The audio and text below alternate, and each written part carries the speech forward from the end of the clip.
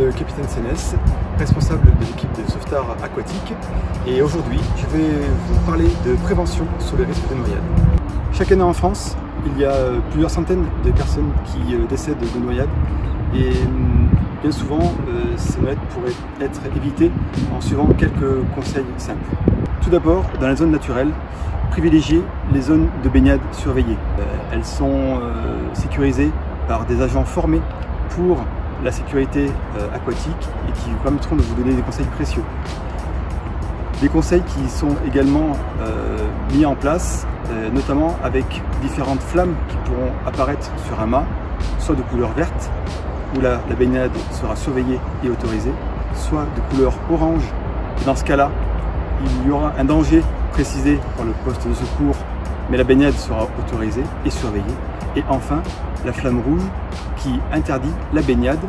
Équipez vos enfants de flotteurs et de brassards, qu'ils soient adaptés à la taille, au poids et à l'âge de votre enfant, toujours sur la surveillance d'un adulte.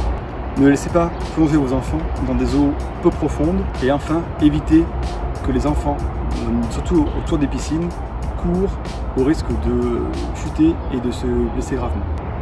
Selon votre condition physique, ne nagez pas trop loin.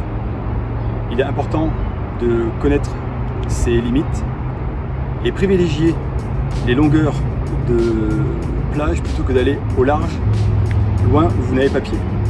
Premièrement, ne paniquez pas. Essayez de prendre une position allongée sur le dos de manière à avoir le plus de flottabilité possible et de vous reposer. Faire en sorte que les gens puissent vous voir en faisant éventuellement des signes ou demander de l'aide. Si vous êtes témoin d'un début de noyade, il est impératif de prévenir rapidement les secours avec le 18 ou le 112 afin de pouvoir transmettre l'alerte et faire en sorte que les secours puissent arriver rapidement. N'intervenez pas directement, sauf si vous en êtes capable.